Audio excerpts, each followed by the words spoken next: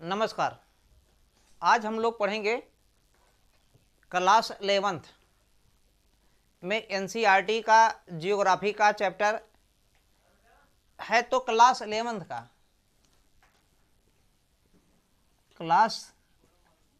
का है, लेकिन सबसे बड़ी विशेषता क्या है? 11th का जियोग्राफी है, ज्योग्राफी जिसे हम लोग कहते हैं।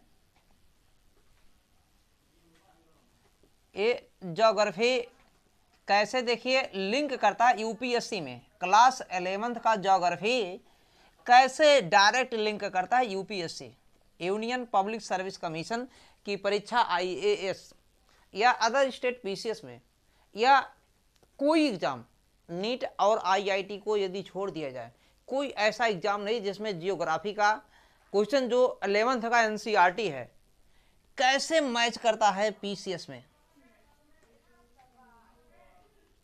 तो इसका जो शुरुआत भाग है वर्ल्ड जियोग्राफी, जियोग्राफी में कौन सा वर्ल्ड का जो पार्ट है, कैसे प्रश्न आते हैं, जिसमें सबसे पहला हमारा टॉपिक है। अगर क्लास 11th में देखते हैं वर्ल्ड जियोग्राफी में, तो कौन सा टॉपिक मिलता है? भू आकृति विज्ञान। भू आकृति विज्ञान, भू आकृति विज्ञान का जो हमारे पास पहला चैप्टर आता, पहला सेगमेंट आता है कि जो कॉस्मॉस है, इट मीन्स यूनिवर्स, इसका कैसे विकास हुआ, ब्रह्मांड, ब्रह्मांड का विकास कैसे हुआ, कैसे ब्रह्मांड में अनेक घटनाएं हुई, इसको किसी ने कैसे बताया, इस पर हम सबसे पहले समझेंगे कि ब्रह्मांड का निर्माण कैसे हुआ। तो क्लास 11th देखिए कैसे यूपीएससी में कैसे क्वेश्चन पुटअप करता है। तो ये उन बच्चों के लिए है जो क्लास 11th में अभी हैं, पढ़ रहे हैं, उन बच्चों के लिए मोस्ट इंपॉर्टेंट। इसके साथ में जो यूपीएससी की तैयारी कर रहे हैं या अदर स्टेट पीसीएस की या वनडे की एग्जाम की तैयारी कर रहे हैं, तो क्वेश्चन कैसे आएगा। तो भू आकृति विज्ञान में हमारा जो टॉपिक है, भू आकृति विज्ञान, भू आकृति विज्ञान में जो हमारा पहला टॉपिक है जिसे हम लोग ब्रह्मांड कहते हैं, ब्रह्मांड, जिसे हम लोग इसको इंग्लिश में कहते हैं कॉस्मॉस। कॉस्मॉस, ब्रह्मांड, कैसे इसका निर्माण हुआ, कैसे निर्माण हुआ। तो एक परिकल्पना है, हाइपोथेसिस है कि ऐसा माना जाता है कि आज से लगभग 15 अरब वर्ष पहले, 15 अरब वर्ष पूर्व, आज से 15 अरब वर्ष पहले पूरा का पूरा ब्रह्मांड एक स्थान पर एकत्रित हो रहा था। इट मीन्स संकेंद्रित हो रहा था। पूरा का पूरा ब्रह्मांड एक स्थान पर क्या हो रहा था? संकेंद्रित हो रहा था, इकट्ठा हो रहा था। इट मीन्स सिकुड़ रहा था, सिकुड़ना, सिकुड़ रहा था। पूरा का पूरा ब्रह्मांड एक स्थान पर, ऐसा वैज्ञानिकों का दावा है। और वैज्ञानिकों ने प्रमाणित भी किया कि आज से लगभग 15 अरब वर्ष पहले, ये डाटा याद नहीं करना है, don't remember this data, only it is for concept, केवल एक कॉन्सेप्ट के लिए, समझने के लिए है कि 15 अरब वर्ष पूर्व पूरा का पूरा ब्रह्मांड क्या हो रहा था? सिकुड़ रहा था। तो एक मतलब सिस्टम होता है कि सिकुड़ना एक सीमा तक सिकुड़ेगा, उसके बाद सिकुड़ना बंद हो जाएगा। आज से लगभग 13.5 अरब वर्ष पूर्व, इसका मतलब कुछ समय बाद, 13 अरब वर्ष पूर्व ये ब्रह्मांड में सिकुड़ना बंद हो गया और इसमें विस्फोट हो गया, टूट गया। ब्रह्मांड जो अभी सिकुड़ रहा था, एक स्थान पर इकट्ठा हो रहा था, एक सीमा के बाद में जब सिकुड़ना बंद हो जाएगा तो टूट गया। यह ब्रह्मांड क्या हो गया? टूट गया। फिगर आप एनसीईआरटी का बेस बनाएंगे, जैसे एनसीईआरटी में फिगर बना है ऐसे आप बनाएंगे। इट मीन्स हमारा जो टॉपिक है एनसीईआरटी, इसका फुल फॉर्म सभी को याद होना चाहिए, national council education research training centre, ठीक। तो ब्रह्मांड सिकुड़ना बंद हो गया। 13.5 अरब वर्ष पहले इसमें क्या हो गया? विस्फोट हो गया, विस्फोट। क्योंकि ये ब्रह्मांड है, छोटा मोटा विस्फोट नहीं है, बहुत बड़ा विस्फोट है, इसलिए इसको हम लोग नाम दे दिए महाविस्फोट। विस्फोट को नाम क्या दे दिया? महाविस्फोट। इसी महाविस्फोट को इंग्लिश में कहते हैं बिग बैंग। इसी को क्या कहते हैं? Big bang, big bang. इसी को हिंदी में भी लिख सकते हैं big bang. Understanding? Have you any problems? तो इस ब्रह्मांड सिकुड़ना बंद हुआ। 13.5 अरब वर्ष पूर्व इसमें विस्फोट हो गया, जिसे महाविस्फोट कहते हैं, इसे बिग बैंग भी कहते हैं। ये किसी वैज्ञानिक ने बताया होगा। ऐसा बताने वाले एक वैज्ञानिक थे जिनका नाम था जॉर्ज लेमेत्रे। जॉर्ज लेमेत्रे कहिए या लीमेत्रे कहिए, उसमें कोई डाउट नहीं। तो जॉर्ज लेमेत्रे ने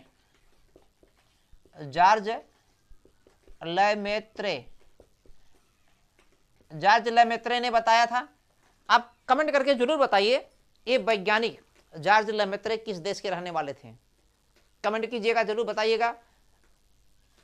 अगर एग्जाम में आ गया जॉर्ज लेमेत्रे कहाँ के थे और इन्होंने कौन सी थ्योरी बताया था? बिग बैंग एक सिद्धांत बताया कि ऐसे ऐसे हुआ था, इस तरीके का ऐसे ऐसे हुआ, तो एक थ्योरी हो गया, सिद्धांत हो गया। इसीलिए इसको कहते हैं theory, THEORY, theory. Theory means महाविस्फोट सिद्धांत। महाविस्फोट सिद्धांत, महाविस्फोट सिद्धांत का संबंध किससे है, या बिग बैंग थ्योरी का संबंध किससे है? ब्रह्मांड में विस्फोट होने से, ब्रह्मांड के टूटने से। ब्रह्मांड क्या हुआ? टूट गया। आज से लगभग 13.5 अरब वर्ष पहले ब्रह्मांड क्या हुआ?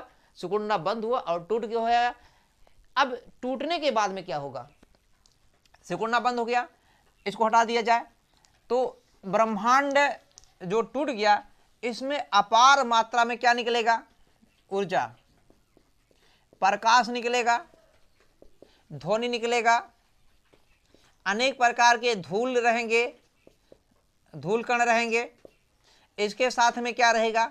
धुआं भी रहेगा, इत्यादि ये सब चीजें रहेंगी। इसमें जब विस्फोट हुआ होगा तो जो ऊर्जा निकला है, ऊर्जा में दो प्रकार की ऊर्जाएं होती हैं। कुछ ऊर्जा ऐसी होती है जो दिखती नहीं है, जिसको जो नहीं दिख रही हैं, इसका मतलब डार्क है, अंधेरा टाइप की हैं। तो इसमें ज्यादातर ऊर्जा जो था डार्क एनर्जी था, डार्क एनर्जी, डार्क ऊर्जा।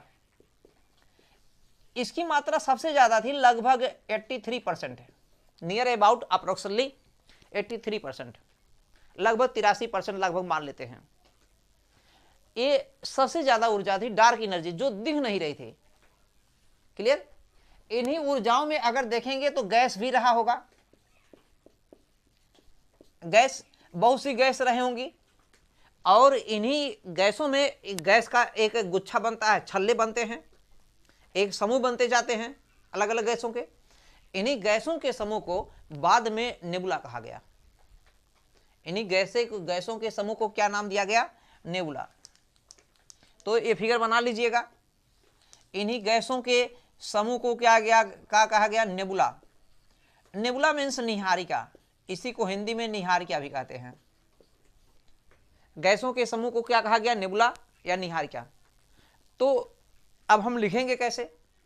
इतना कॉन्सेप्ट समझ में आ गया तो हम लिखेंगे ब्रह्मांड के या बिग बैंग थ्योरी में या ब्रह्मांड के विस्फोट के संदर्भ में अनेक सिद्धांत व मत प्रस्तुत किए गए, जिसमें जॉर्ज लेमेत्रे द्वारा दिया गया सिद्धांत सर्वपरमाणिक, सर्वमान एवं वैज्ञानिक पूर्ण है। बाद में एडविन हब्बल ने, एक वैज्ञानिक है एडविन हब्बल, एडविन हब्बल ने प्रयोगों द्वारा, परमाणु द्वारा इसकी पुष्टि भी किया। बाद में एडविन हब्बल ने प्रयोगों द्वारा इसकी क्या किया, पुष्ट किया। क्लियर हो रहा। इस महाविस्फोट के बाद में फिर लाइन चेंज करिए, आज से लगभग 15 अरब वर्ष पूर्व पूरा का पूरा ब्रह्मांड एक स्थान पर संकेंद्रित हो रहा था, सिकुड़ रहा था। अंततः सिकुड़ना बंद हुआ। आज से 13.5 अरब वर्ष पहले इस ब्रह्मांड में एक विस्फोट हुआ, बहुत बड़ा विस्फोट था, चूंकि ब्रह्मांड था, कॉस्मॉस था, यूनिवर्स था, तो बहुत बड़ा विस्फोट होने के कारण इसे महाविस्फोट कहा गया, जिसे इंग्लिश में हम लोग कहते हैं बिग बैंग। इस थ्योरी को बताने वाले जॉर्ज लेमेत्रे थे, एक थ्योरी था, इसलिए इसे कहा गया महाविस्फोट सिद्धांत, बिग बैंग थ्योरी, महाविस्फोट सिद्धांत या बिग बैंग थ्योरी। क्लियर हो रहा। इस विस्फोट के बाद में या बिग बैंग थ्योरी के बाद में, बिग बैंग के बाद में अपार मात्रा में डार्क एनर्जी, डार्क एनर्जी का मतलब होता है लगभग 83% सबसे ज्यादा ध्वनि निकला है, प्रकाश निकला होगा, गैस भी निकला होगा, धूल कण, बहुत सी चीजें निकली होंगी। क्लियर। इन गैसों में जो गैसें थी, गैसों का एक पुंज बना था, एक छल्ला बना था, एक समूह बना था। इन्हीं गैसों के पुंज को नेबुला कहा गया, निहारिका कहा गया। आगे चलकर यही नेबुला, निहारिका रॉ मटेरियल का काम करेगा, कच्चे पदार्थ का काम करेगा, और इन्हीं नेबुला से तारों का निर्माण होगा। इन नेबुला में जो गैस है मुख्य रूप से हाइड्रोजन गैस है, मुख्य रूप से हाइड्रोजन गैस। हाइड्रोजन गैस में देखे होंगे इसके समस्थानिक होते, 3 समस्थानिक होते हैं।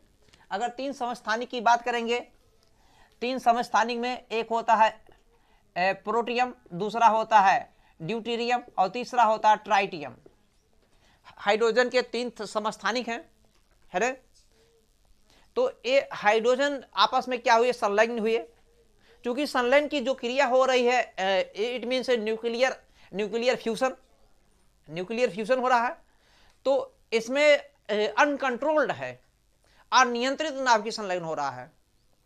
और हाइड्रोजन के मिलने से क्या बन रहा है, तारे बन रहे हैं। क्या बन रहे हैं, तारे। इट मीन्स जो तारों का निर्माण होता है इन्हीं नेबुला से होता है। किससे होता है। तो अगला हम लोग टॉपिक में इसमें इसी के पार्ट में देखेंगे कि तारों का निर्माण कैसे हुआ। फिर उसके बाद में हम लोग देखेंगे पृथ्वी का निर्माण या ग्रहों का निर्माण कैसे हुआ, फिर चंद्रमा का निर्माण कैसे हुआ। जो धूल कण है, धुआं है और ऊर्जा है, गैसें हैं, इन सबको मिला करके पृथ्वी का निर्माण, ग्रह का निर्माण होता है। क्लियर हो रहा। यहां तक सबके समझ में आ गया होगा बिग बैंग। बिग बैंग क्या है, महाविस्फोट सिद्धांत है। किसने बताया, जॉर्ज लेमेत्रे ने बताया। फिर उसके बाद इसमें निहारिका आया है। तो एक हमारा ये टॉपिक था कि बिग बैंग, यानी कि ब्रह्मांड कैसे बना, कैसे टूटा। एक क्या है, परिकल्पना है, कल्पना नहीं, परिकल्पना, कि ऐसा ऐसे हुआ रहा होगा, ऐसे ऐसे उसको प्रयोग द्वारा सिद्ध किया गया है, इसलिए इसको परिकल्पना कहते हैं। यहां तक सबके समझ में आ गया होगा। कोई समस्या हो तो you can contact to me and WhatsApp and message या कमेंट। ओके।